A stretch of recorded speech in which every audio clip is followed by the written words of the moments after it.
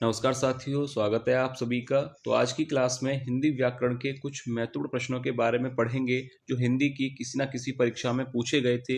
हो सकता है कि आपकी आने वाली परीक्षा में भी ये प्रश्न पूछे जाएं। तो आज की क्लास काफ़ी महत्वपूर्ण होने वाली है और जो भी विद्यार्थी पहली बार क्लास ले रहे हैं चैनल को सब्सक्राइब जरूर कर लें, क्योंकि ऐसे ही महत्वपूर्ण प्रश्न चैनल पर डेली कराए जा रहे हैं। तो आप लोग अपनी तैयारी के लिए चैनल से जुड़ सकते हैं। तो चलिए वीडियो को शुरू करते हैं और देखते हैं पहला प्रश्न। तो देखिए पहला प्रश्न है, मृक्षण किसका तत्सम शब्द है? और ये प्रश्न परीक्षा में पूछा गया था। ऑप्शन ए मछली, बी मच्छर, सी मक्खन या ऑप्शन डी मच्छिका। तो राइट आंसर क्या होगा? मृक्षण किसका तत्सम शब्द है? तो राइट आंसर होगा ऑप्शन सी मक्खन। याद रखिएगा, मृक्षण किसका तत्सम शब्द है? तो ऑप्शन सी राइट आंसर होगा। नेक्स्ट क्वेश्चन है, अखाड़ा का तत्सम शब्द क्या है? ये भी प्रश्न परीक्षा का प्रश्न है कि अखाड़ा का तत्सम शब्द क्या है। ऑप्शन ए अक्षोट, बी अक्षवाट, सी आखेट या ऑप्शन डी अक्षरोट। तो राइट आंसर क्या होगा? अखाड़ा का तत्सम शब्द क्या होता है? तो आपको आंसर याद रखना है ऑप्शन बी अक्षवाट। याद रखिए, अखाड़ा का तत्सम शब्द होगा अक्षवाट। नेक्स्ट क्वेश्चन है, उत्पत्ति का विलोम शब्द होगा। ऑप्शन ए अंत, बी निर्माण, सी उत्पन्न या ऑप्शन डी विनाश। तो देखिए उत्पत्ति शब्द का विलोम क्या है? तो यहाँ पर राइट आंसर हो जाएगा ऑप्शन डी विनाश। याद रखिए, उत्पत्ति का विलोम होगा विनाश। नेक्स्ट क्वेश्चन है, त्रियामा किसका पर्यायवाची शब्द है? ऑप्शन ए संध्या, बी रात्रि, सी दिन या ऑप्शन डी चांदनी। तो देखिए त्रियामा किसका पर्यायवाची शब्द होगा? तो यहाँ पर राइट आंसर हो जाएगा ऑप्शन बी रात्रि का। त्रियामा रात्रि का पर्यायवाची शब्द होगा। नेक्स्ट क्वेश्चन है, कासार का पर्यायवाची शब्द क्या है? ऑप्शन ए नदी, बी तालाब, सी समुद्र या ऑप्शन डी पहाड़। तो देखिए कासार का पर्यायवाची शब्द क्या होगा? और ये भी प्रश्न परीक्षा का प्रश्न है। तो देखिए कासार का पर्यायवाची शब्द हो जाएगा ऑप्शन बी तालाब। कासार का अर्थ होता है तालाब। नेक्स्ट क्वेश्चन है, अदरक का पर्यायवाची शब्द है। ऑप्शन ए आर्द्र, बी आर्द्रता, सी आर्द्रक या ऑप्शन डी आर्द्रे। तो राइट आंसर क्या होगा? अदरक का पर्यायवाची शब्द क्या है? तो देखिए पहले तो आप प्रश्न सही कर लीजिएगा। यहाँ पर आपसे पूछा गया है अदरक का तत्सम शब्द, ना कि पर्यायवाची। तो देखिए प्रश्न सही कर लीजिए, अदरक का तत्सम शब्द आपसे पूछा गया है कि अदरक का तत्सम शब्द क्या होगा। तो यहाँ पर इस प्रश्न का जो राइट आंसर हो जाएगा, यहाँ पर राइट आंसर हो जाएगा ऑप्शन सी आर्द्रक। याद रखिए ऑप्शन सी राइट आंसर होगा। नेक्स्ट क्वेश्चन है, ऊष्मा का विलोम शब्द होगा। ऑप्शन ए गर्मी, बी उष्ण, सी शुष्क या ऑप्शन डी शीतलता। तो देखिए राइट आंसर क्या होगा? ऊष्मा का विलोम शब्द क्या होगा? तो यहाँ पर ऑप्शन डी राइट आंसर हो जाएगा शीतलता। याद रखिएगा। नेक्स्ट क्वेश्चन है, आदित्य किसका पर्यायवाची शब्द है? ए चांद, बी बिजली, सी बादल या ऑप्शन डी सूर्य। तो देखिए सरल प्रश्न है कि आदित्य किसका पर्यायवाची शब्द है? तो यहाँ पर राइट आंसर होगा ऑप्शन डी सूर्य का। आदित्य किसका पर्यायवाची शब्द है? सूर्य का। नेक्स्ट क्वेश्चन है, आक्रमण का विलोम शब्द होगा। ऑप्शन ए हमला, बी धावा, सी प्रतिरक्षा या ऑप्शन डी अनाक्रमण। तो राइट आंसर क्या होगा? आक्रमण का विलोम शब्द क्या होगा? तो राइट आंसर यहाँ पर होगा ऑप्शन सी प्रतिरक्षा। आक्रमण का विलोम शब्द हो जाएगा प्रतिरक्षा। नेक्स्ट क्वेश्चन है, जो छाती के बल चलता है वाक्यांश के लिए एक शब्द है। ऑप्शन ए भूचर, बी खेचर, सी उरग या ऑप्शन डी कुरंग। तो राइट आंसर क्या होगा? जो छाती के बल चलता है वाक्यांश के लिए एक शब्द क्या होगा? और ये प्रश्न परीक्षा में पूछा गया था। तो जो छाती के बल चलता है वाक्यांश के लिए एक शब्द हो जाएगा ऑप्शन सी उरग। ऑप्शन सी राइट आंसर होगा। नेक्स्ट क्वेश्चन है, खाद्य सामग्री जो यात्रा के समय उपभोग के लिए दी जाती है, इस वाक्यांश के लिए एक शब्द आपको बताना है कि क्या होगा। और ये भी प्रश्न हिंदी की परीक्षा में पूछा गया था। क्या कहा जाएगा? स्वल्पाहार, बी पथ्य, सी कलेवा या डी पाथ्य। तो देखिए जो खाद्य सामग्री यात्रा के समय उपभोग के लिए दी जाती है उसे पाथ्य कहा जाता है। तो ऑप्शन डी राइट आंसर हो जाएगा।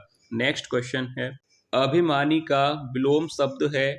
ऑप्शन ए अहंकारी, बी गर्विला, सी विनम्र या ऑप्शन डी निराभिमानी। तो इस प्रश्न का राइट आंसर क्या होगा? अभिमानी का विलोम शब्द क्या है? तो ऑप्शन डी आपको याद रखना है निराभिमानी। ठीक है, क्लियर है आपको। नेक्स्ट क्वेश्चन है, लौंग का तत्सम शब्द क्या है? ऑप्शन ए लवण, बी लवंग, सी लोभ या ऑप्शन डी लवांग। तो राइट आंसर क्या होगा? और ये प्रश्न भी परीक्षा में पूछा गया था, तत्सम चैप्टर से ये प्रश्न आया था हिंदी की परीक्षा में कि लौंग का तत्सम शब्द क्या है। तो आपको राइट आंसर याद रखना है, ऑप्शन बी यहाँ पर सही हो जाएगा। लौंग का तत्सम शब्द होता है लवंग, ना कि लवांग। ऑप्शन डी गलत है, ये ध्यान दीजिएगा, लवांग नहीं होगा, लवंग राइट आंसर हो जाएगा। नेक्स्ट क्वेश्चन है, दही बड़ा शब्द में समास है। ऑप्शन ए तत्पुरुष, बी द्वंद्व, सी बहुव्रीहि या ऑप्शन डी कर्मधारय। तो इस प्रश्न का राइट आंसर क्या होगा? दही बड़ा शब्द में समास क्या होगा? तो देखिए ऑप्शन सी और ऑप्शन डी ये दोनों तो गलत हैं, ना ही बहुव्रीहि होगा ना ही कर्मधारय। देखिए दही बड़ा यानी दही में बड़ा या दही में डूबा हुआ बड़ा, तो यहाँ पर विभक्ति क्या है? मैं, और जहां पर मैं विभक्ति होगी ऑप्शन ए यहाँ पर राइट आंसर हो जाएगा तत्पुरुष समास, ना कि अब ये द्वंद्व भी नहीं होगा। तो याद रखिएगा दही बड़ा शब्द में जो समास होगा तत्पुरुष समास राइट आंसर हो जाएगा। नेक्स्ट क्वेश्चन है, माँ चाकू से सब्जी काटती है, वाक्य में कारक है। ऑप्शन ए कर्म कारक, बी संप्रदान कारक, सी करण कारक या डी अपादान कारक। तो देखिए ऐसे ही प्रश्न परीक्षा में पूछे जाते हैं। माँ चाकू से सब्जी काटती है, तो आपको कारक बताना है। तो देखिए मैं काफी बार ऐसे प्रश्न करा चुका हूं। तो सबसे पहले आपको देखना है विभक्ति। विभक्ति यहाँ पर दी गई है से। अब से विभक्ति किसकी होती है? से विभक्ति होती है करण कारक की और अपादान कारक की। तो यहाँ पर ऑप्शन ए और बी तो वैसे ही गलत हो गए, ठीक है। अब करण कारक और अपादान कारक की बात करें तो देखिए याद रखिएगा, अपादान कारक का वहां पर होता है जहां पर अलगाव, भय और तुलना, इन तीनों कंडीशन में अपादान कारक होता है। और जहां पर से का प्रयोग साधन के रूप में किया जाए वहां पर करण कारक होता है। तो यहाँ पर देखिए से का जो प्रयोग है वो साधन के रूप में ही किया गया है। जैसे माँ किसकी सहायता से सब्जी काटती है, तो आप बताएंगे कि चाकू की सहायता से, यानी चाकू से सब्जी काटती है। तो यहाँ पर से का प्रयोग साधन के रूप में किया गया है। और जहां पर भी से का प्रयोग, से विभक्ति का प्रयोग साधन के रूप में किया जाए वहां पर करण कारक होता है। नेक्स्ट क्वेश्चन है, राहुल पेन से पत्र लिखता है, वाक्य में कारक है। ऑप्शन ए अपादान कारक, बी करण कारक, सी कर्ता कारक या डी अधिकरण कारक। देखिए एक सेकंड में इसको करते हैं। यहाँ पर देखिए विभक्ति से है और से विभक्ति किसकी होती है? अपादान या करण की। और जहां पर साधन के रूप में से का प्रयोग हो वहां पर होता है करण कारक। तो यहाँ पर भी से का प्रयोग साधन के रूप में किया गया है, तो राइट आंसर हो जाएगा करण कारक। नेक्स्ट क्वेश्चन है, मोती का तत्सम शब्द होगा। ऑप्शन ए मुक्ता, बी मोती, सी मुक्तक या डी मौक्तिक। तो राइट आंसर क्या होगा? मोती का तत्सम शब्द क्या है? तो राइट आंसर आपको याद रखना है ऑप्शन डी मौक्तिक। मोती का तत्सम शब्द हो जाएगा मौक्तिक।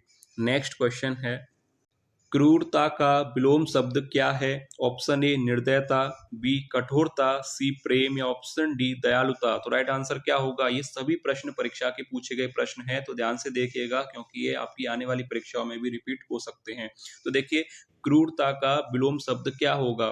तो राइट आंसर हो जाएगा ऑप्शन यहाँ पर डी दयालुता। ऑप्शन डी राइट आंसर हो जाएगा। नेक्स्ट क्वेश्चन है, वायु सखा किसका पर्याय शब्द है? ए पानी, बी हवा, सी अग्नि या ऑप्शन डी आकाश। तो राइट आंसर क्या होगा? यहाँ पर ये गलती हो जाती है, तो इस प्रश्न को ध्यान से देखिएगा। वायु सखा किसका पर्याय शब्द पूछा गया है आपसे। तो यहाँ पर क्या होता है कि वायु का अर्थ देखते हैं हवा, तो ऑप्शन बी टिक करके चले आते हैं। पर यहाँ पर देखिए वायु सखा किसका पर्याय शब्द होगा, तो वो होगा अग्नि का, ना कि हवा का। याद रखिए और ध्यान से देख लीजिए, वायु सखा किसका पर्याय शब्द होगा? अग्नि का, ना हवा का। अगला नेक्स्ट क्वेश्चन है, जिसकी बाहें घुटनों तक लंबी हो, वाक्यांश के लिए एक शब्द क्या होगा? ए दीर्घ बाहु, बी सम बाहु, सी अजान बाहु या डी बाहुबली। क्या कहा जाएगा? जिसकी बाहें घुटनों तक लंबी हो। ये भी प्रश्न हिंदी की परीक्षा में पूछा गया था। जिसकी बाहें घुटनों तक लंबी हो, वाक्यांश के लिए एक शब्द याद रखिएगा, ऑप्शन सी अजान बाहु कहा जाएगा। ऑप्शन सी राइट आंसर होगा। नेक्स्ट क्वेश्चन है, जिसे बाहरी जगत का ज्ञान ना हो, वाक्यांश के लिए एक शब्द क्या होगा? ए अल्पज्ञ, बी अज्ञानी, सी कूपमंडूक या डी अंधकूप। तो क्या कहा जाएगा? जिसे बाहरी जगत का ज्ञान ना हो, वाक्यांश के लिए एक शब्द होता है ऑप्शन सी कूपमंडूक कहा जाएगा, जिसे बाहरी जगत का ज्ञान ना हो। ठीक है, याद रखिएगा। नेक्स्ट क्वेश्चन है, शुद्ध वर्तनी का चयन कीजिए। ऑप्शन ए बागार्थ, बी द्वारिका, सी प्रतिज्ञा या डी अध्याय। तो आपको बताना है कि इनमें से कौन सा शब्द यानी किस शब्द की वर्तनी शुद्ध है। तो देखिए यहाँ पर जो राइट आंसर हो जाएगा ऑप्शन डी अध्याय। अध्याय शब्द यहाँ पर सही लिखा गया है। बाकी बागार्थ, द्वारिका और प्रतिज्ञा ये तीनों ही गलत हैं। अब ये सही कैसे लिखे जाएंगे वो भी देख लीजिए, साथ ही साथ क्लियर कर लीजिए। देखिए बागार्थ लिखा जाएगा इस तरह से, बागार्थ लिखा जाएगा इस तरह से। द्वारिका लिखा जाएगा, द्वारिका में बाकी सब सही है, द्वारका होता है ना कि द्वारिका। तो ऑप्शन बी इस तरह से लिखा जाएगा। प्रतिज्ञा में मात्रा का चक्कर है और कुछ नहीं है, प्रतिज्ञा इस तरह से लिखा जाएगा, ऑप्शन सी। क्लियर है आपको। नेक्स्ट क्वेश्चन है, शुद्ध वर्तनी का चयन कीजिए।